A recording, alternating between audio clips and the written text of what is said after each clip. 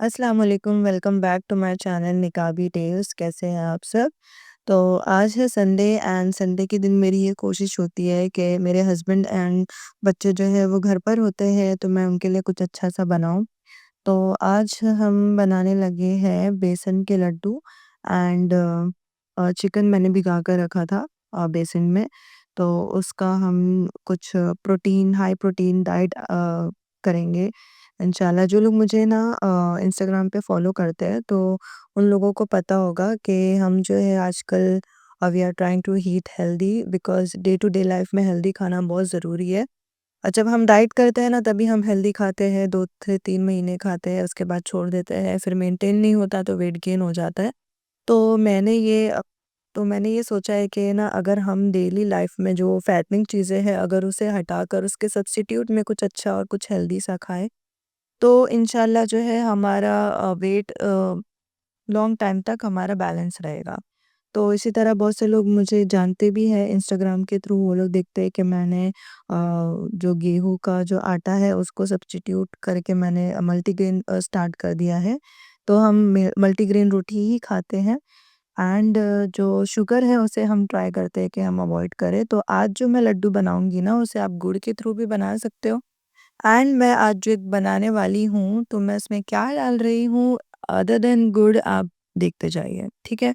अच्छा, ये जो इंग्रीडिएंट है ना, इसे डायबिटिक पेशेंट्स भी ले सकते हैं, क्योंकि मेरे जो नाना है वो भी डायबिटिक है। तो मेरी मम्मी ने भी उनको यही सजेस्ट किया था। वो जब यहाँ मुंबई में भी आते हैं आसाम से, तो उनकी यही कोशिश होती है कि वो यहाँ से भी खरीद कर है ना यही खाएँ। तो मेरी मामियों लोग को दे देते हैं 1-1 किलो ला के दोनों मामियों को, और कहते हैं कि मुझे अगर चाय-कॉफ़ी तुम लोग बनाओगे तो उसमें स्टीविया यूज़ नहीं करना, ये यूज़ करना।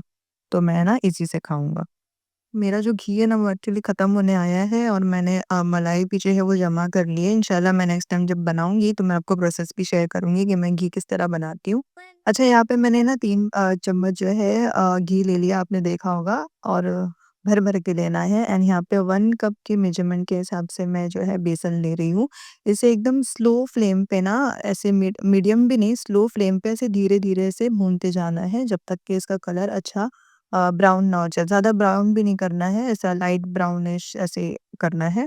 जितना ये रोस्ट होगा ना, उतनी अच्छी खुशबू आएगी। अच्छा, यहाँ पे देखिए भूनना स्टार्ट करने के बाद ना ऐसे धीरे-धीरे जो है वो घी थोड़ा-थोड़ा छोड़ने लगेगा एंड आपका मिक्सचर जो है वो थोड़ा-सा ढीला होता जाएगा, ठीक है? लूज़ होता जाएगा। तो आपको डरना नहीं है, ये नहीं सोचना है कि अरे यहाँ पे तो घी ज़्यादा हो गया, मुझे और बेसन डालना पड़ेगा, ये तो बहुत एकदम लूज़ हो गया है टेक्सचर। तो ये ऐसी बात नहीं है, ये धीरे-धीरे और लूज़ होगा। अभी आप जैसे मैं आपको और आगे दिखाते जाऊँगी ना, तो घी और बाहर निकल चुका होगा और कलर आपको थोड़ा ऐसे ब्राउनिश करना है, बहुत ज़्यादा ब्राउनिश नहीं करना है, बट ऐसा ना हल्का ऐसे सुनहरा टाइप ऐसे करना है। तो जितना ज़्यादा रोस्ट होगा ना, उतना ज़्यादा अच्छा लगेगा। देखिए यहाँ पे मेरा जो है वो रोस्ट हो चुका है, ऑलमोस्ट डन। एंड गैस मैं ऑलरेडी ऑफ कर चुकी हूँ इसका, लेकिन मैं आपको दिखा रही हूँ, इसकी कंसिस्टेंसी चेक करें। कितना ये लूज़ हो चुका है ना, बस इससे ज़्यादा लूज़ नहीं होना चाहिए।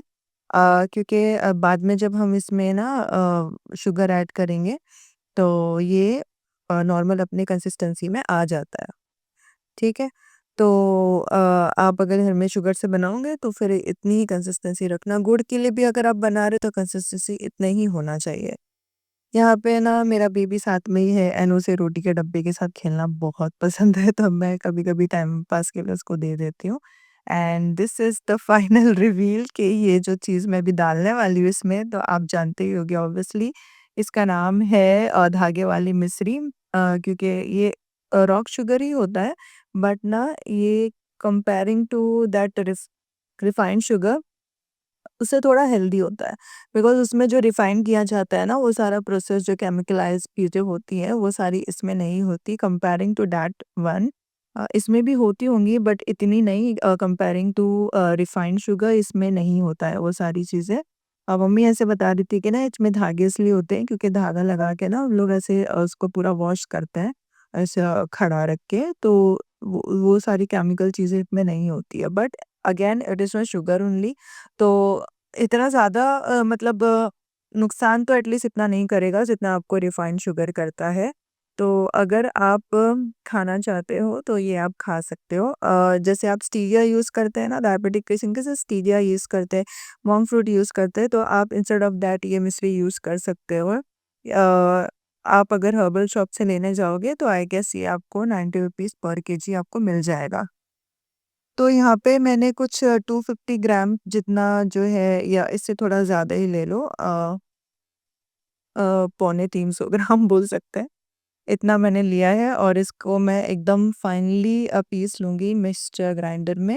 एंड इसको ना आप पीसने के बाद जो भी अ, क्या बोलते हैं, जो रिमेनिंग है जितना आपको लगेगा, उसके बाद जो रिमेनिंग जो है ना ग्रैन्यूल्स, उसको आप एक एयर टाइट कंटेनर में आप डाल देना। क्योंकि है ना, मैं जब मम्मी के यहाँ अभी रिसेंटली गई थी ना, तो वहाँ पर मम्मी ने भी इसको पीस के रखे थे। आई गेस उनका भी एयर टाइट ही था, but I don't know why उनकी है ना शक्कर ऐसे जम सी गई थी ना बहुत, मुझे ऐसे अभी जैसे आप देख रहे हो मैं कितने आसानी से डाल दी, वो वैसा नहीं निकल रहा था, वो पूरा जैसे ना फ्रीज हो चुका था। तो इस करें तो आप कोशिश करें कि आप पैक कंटेनर में ही डालें। तो यहाँ पर अगेन 1 कप मैंने जो है बेसन लिया था, तो अगेन मैं यहाँ पे शुगर भी 1 कप जितना ही इसमें ऐड करूँगी। आप ये कोशिश करना कि आप पहले शुरू में ना कम डालो, उसके बाद जब उसे अच्छे से इस तरह से मिक्स कर लोगे ना, तो थोड़ा-सा ना आप लेकर चख लेना, अगर आपको मीठा कम लगे देन आप थोड़ा-सा ऐड करना, क्योंकि आप एक साथ डाल दोगे अपने अंदाज़े के हिसाब से, हाँ, चलो इतना 1 कप है, एंड फिर बाद में अगर आपको मीठा लगा तो इट्स बेटर ना कि आप पहले कम डालो एंड चख के फिर आप अकॉर्डिंगली जो है अपना टेस्ट स्वीट मैनेज करके आप डाल दो। तो यहाँ पे देखिए मैंने अच्छे से मिक्स कर चुकी हूँ, एंड ये है एक वो लड्डू ऐसे मैं फॉर्म कर रही हूँ ना, तो ये लड्डू बन जा रहा है। आप देख सकते हो कितना स्मूथ वे में बन रहा है। एक और एक चीज़ मुझे आपको यहाँ पे ये बोलनी थी कि जब आप ग्रैन्यूल्स पीस लोगे ना, अच्छे से खड़ी शक्कर को पीस लोगे, तो आपको मेक श्योर करना है कि आप एक बार आटे की छन्नी से ना उसे छान लेना, बिकॉज़ इतना ज़्यादा बारीक नहीं पिसता है, कुछ-कुछ ग्रैन्यूल्स रह जाते हैं। मेरे इसमें तो नहीं रहे थे, लेकिन मोस्टली ऐसे रह जाते हैं, मम्मी बता रहे थे ना, तो आटे की छन्नी से आप छानने को तो ये बेटर होगा। वरना ना लड्डू जब आप चबाओगे ना, आप खाओगे तो फिर मुँह में ना ग्रैन्यूल्स आएँगे। ऐसा लगेगा कि आप लिटरली शक्कर चबा रहे हो। तो उससे ना लड्डू अच्छे नहीं लगेंगे। तो इस वजह से आप जो है आटे की छन्नी से पहले छान के फिर लड्डू में ऐड करना। यहाँ पर मैं जो बची हुई जो ड्रमस्टिक थे वो मैं एयरटाइट कंटेनर में डाल रही हूँ। मिनट अगर आप है ना मुझे इंस्टाग्राम पे फॉलो करते हो तो आपने देखा होगा कि मैंने अभी रिसेंटली ना बेसन के लड्डू बनाए थे इससे पहले। वो मेरा फर्स्ट ट्राई था, तो मेरी ये कोशिश होती है कि मैं अच्छे से पहले एक बार बना लूँ कैसा बन रहा है, क्या बन रहा है ना। उसके बाद जब रेसिपी एक बार मैं मुझे तब पता चल जाए कि हाँ, इतने में इतना चीज़ें डालना है, तभी मैं आप लोगों से शेयर करती हूँ।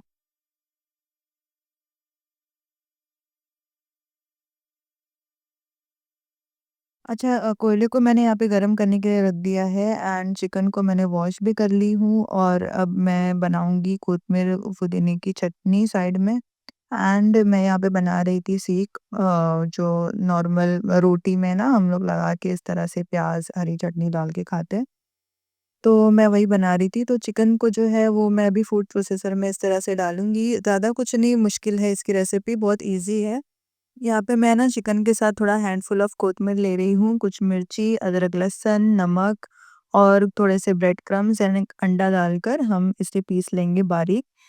इसे कबाब भी बना सकते हो आप, चाहे तो फ्रीज़ कर भी रख सकते हो, टाइम पे निकाल के सिर्फ़ आप फ्राई कर सकते हो। अगर आपको मील प्रेप करके रखना है तो आप ऐसे भी कर सकते हो, और या तो फ्रेश बनाना है तो फ्रेश भी बना सकते हो। मैंने कोतमीर पुदीने की चटनी भी साइड में बना ली। कोल जो है वो हमारा गर्म हो चुका है, तो अब मैं इसमें दूँगी कोल का स्मोक, एंड फिर साइड में मैं बनाऊँगी रोटी, जब तक कि मेरा जो स्मोक हो जाएगा उसके बाद फिर हम लास्ट में इसे फ्राई करेंगे। रोटी बनाने की मैंने वीडियोज़ अलग से शूट करके रखी हुई, इंशाल्लाह मैं जल्दी से पोस्ट करूँगी। बहुत से लोग आप मतलब मुझसे पूछ रहे थे कि आप इतने सॉफ्ट रोटीज़, मल्टीग्रेन रोटीज़ कित कैसे बना लेते हो? तो इंशाल्लाह मैंने लास्ट टू लास्ट व्लॉग में भी बताया था कि मैं इंशाल्लाह आपसे शेयर करूँगी, एंड ज़रूर इंशाल्लाह शायद ये वाले वीडियो के बाद ही नेक्स्ट पोस्ट वो वाला होगा। कुछ स्टोरेज इश्यू हो रहा था, इस वज़ह से मैं पोस्ट नहीं कर पाई। अच्छा, यहाँ पे है ना, पहले मैंने मिक्सर में मिक्स करने के टाइम पे अंडा डालना भूल गई थी, तो मैंने अंडा बाद में डाली। एंड जो मिर्ची आप देख रहे होगे ऊपर, वो कुछ मिर्चियाँ ना अंदर सही से पीसी नहीं थी, तो मैंने निकाल के उसको चॉप कर ली। एंड साइड बाय साइड मैं कुछ बर्तन भी धोते जा रही थी, जैसे-जैसे बर्तन निकल रहे थे वैसे-वैसे मैं धोते जा रही थी, क्योंकि नेक्स्ट डे मेरी हाउस हेल्प ने छुट्टी ली थी, तो वो नहीं आने वाली थी। एंड उसके बाद फिर मैंने रोटी बनाना शुरू कर दी। एंड रोटी जब उसके बाद हो गए थे, तो मैंने फिर सीख बनाना भी शुरू कर दिया। और उसके बाद फिर हम खाना खाने के लिए बैठ गए। लड्डू का अपडेट ये था कि उसे मैं ठंडा होने के बाद जो है वो लड्डू मैं बनाऊँगी, क्योंकि गरम-गरम बनाना वैसे ही पॉसिबल नहीं होता है। एंड अगर आप बनाओगे भी ना, तो लड्डू जो है वो शेप सही से बॉल अपने फॉर्म में नहीं आएगा। तो उसे एकदम ठंडा होने दीजिए, उसके बाद ही आप, जब एकदम ठंडा हो जाएगा ना, एकदम रूम टेम्परेचर पे आ जाएगा, उसके बाद ही आपको लड्डू फ़ॉर्म करने हैं। अच्छा, यहाँ पर मैं सोच रही थी कि अल्लाह ताला कितने अच्छी-अच्छी नेमतें हमें खिलाता है। हम कितनी नाफ़रमानियाँ करते हैं अल्लाह की, फिर भी अल्लाह ताला हमें ये नहीं कहता कि चलो तुमने अभी ये गुनाह किया है, तो मैं आज तुम्हें रोज़ी नहीं दूँगा, नहीं, बल्कि वो अपनी बंदों से इतनी मोहब्बत करता है और हमेशा उनकी तौबा और इस्तिग़फ़ार का मुंतज़िर रहता है कि अब मेरा बंदा आएगा, अब उसे एहसास होगा। अब वो इस्तिग़फ़ार करेगा, अपने गुनाहों की माफ़ी माँगेगा।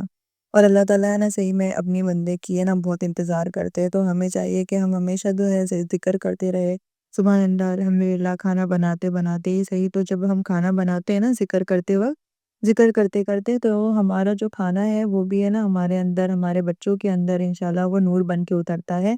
इसकी वजह से ये होता है कि बच्चे जो हैं हमारे बहुत फरमाबरदार बनते हैं, नूरानी बनते हैं, नेक बनते हैं और अमल करने का शौक पैदा होता है, अमल करने का ज़हन बनता है। तो जितना हो सके ना, हम लेडीज़ को ये कोशिश करनी चाहिए कि हम जो है ज़िक्र करते-करते खाना बनाएँ और इस्तिग़फ़ार के साथ-साथ ना शुक्र भी करना चाहिए अल्लाह का, अल्लाह की पाक की बड़ाई बयान करना चाहिए। उससे ये होगा कि अल्लाह ताला कहते हैं ना कि जितना तुम मेरा शुक्र अदा करोगे ना, उतना मैं ना तुम्हारे नेमतों में इज़ाफ़ा करूँगा। तो जितना हम शुक्र करेंगे, अल्लाह ताला हमारी नेमतों को और बढ़ाएँगे और हमें रिज़्क देंगे इंशाल्लाह। तो और हमारे बच्चों को भी ये मतलब तरगीब देनी चाहिए कि बच्चा कुछ भी सुन रहा है आजकल, नहीं रील्स चल रही है, इतने शॉर्ट्स में भी कुछ भी बच्चे कार्टून भी देखते हैं ना, तो उसमें भी है ना म्यूजिक आ जाता है बीच में, पता नहीं कैसे-कैसे गाने आ जाते हैं। तो बच्चों को ये कहें कि है ना, आप देखो ठीक है, लेकिन म्यूट करके देखो और है ना ज़िक्र हमेशा ज़ुबान पे होनी चाहिए। और तरगीब के साथ-साथ ना हम कोशिश करें कि हम खुद भी ये चीज़ करें, क्योंकि बच्चे ना हमेशा अपने पेरेंट्स को फ़ॉलो करते हैं। जो हम करेंगे ना, बच्चे देख के वही सीखेंगे, इंशाल्लाह। तो आज से है ना हम यही करेंगे, एक चीज़ को लेकर चलेंगे, हमेशा अपने डेली लाइफ़स्टाइल में इस चीज़ को हम ऐड कर देंगे कि जब भी हम खाना बनाएँ या कोई भी काम करें, इंशाल्लाह हम ज़िक्र के साथ करेंगे। और यहाँ पे मेरा जो छोटा बेटा है ना, वो कह रहा था मम्मा मेरी भी वीडियो निकालो, मेरा भी हाथ दिखाओ। इस तरह से वो पकड़ के रखा था एंड कह रहा था कि मेरी भी वीडियो निकालो। तो मैं उसकी भी ये वीडियो निकाल दी थी, तो देखिए किस तरह से लड्डू बन गए और ठंडा होने के बाद ही मैंने अच्छे से फ़ॉर्म करे इसे लड्डू बनाया था। तो कितना अच्छे से बन के रेडी हो गए थे। एंड यहाँ पे भी मेरी सीख बन के रेडी हो गई, फिर हमने रोटी में चटनी लगाया एंड लेट्स को डाला। एंड आप चाहो तो प्याज़ भी ऐड कर सकते हो। प्याज़ ऐड करके सीख को ना रख के इस तरह रोल बनाकर आप खा सकते हो। तो कैसा लगा मेरा ब्लॉग मुझे ज़रूर बताना और लाइक, शेयर, सब्सक्राइब ज़रूर करना।